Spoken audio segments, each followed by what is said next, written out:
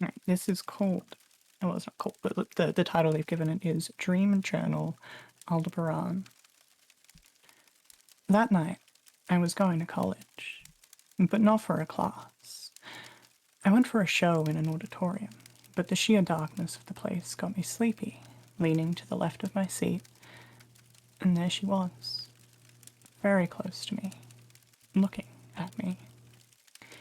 We chatted, watched the show, laughed, held hands, hugged each other, kissed, changed seats to be further back to the empty rows, just for us. We liked each other. We talked about many things, but my memory vanishes when I'm with her, every second of it. I wanted to know her, all about her, be with her. I came out of the venue first.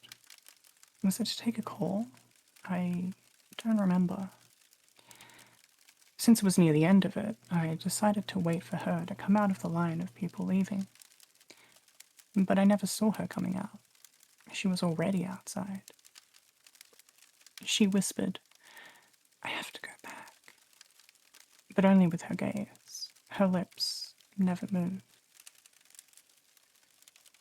As we walked along the street outside, I dreaded, thinking that I would never see her again.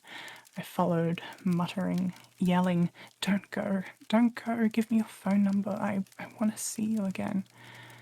And we kept walking, on the sidewalk of the road that led out of college. She walked without looking back. What was her hurry? Was she going to take the bus? But no, the bus stop was the opposite way. I called out after her, at least what is your name? She turned around with a perfect smile and her beautiful eyes. She murmured, "Aldebaran," and then kept walking. Walking and walking, and my legs that weak. She walked and I jogged, yet the distance that separated us just grew and grew. I quickened my pace. Why was she in such a rush? Why did I have that feeling of despair that I would never see her again? We almost reached the very outskirts of campus.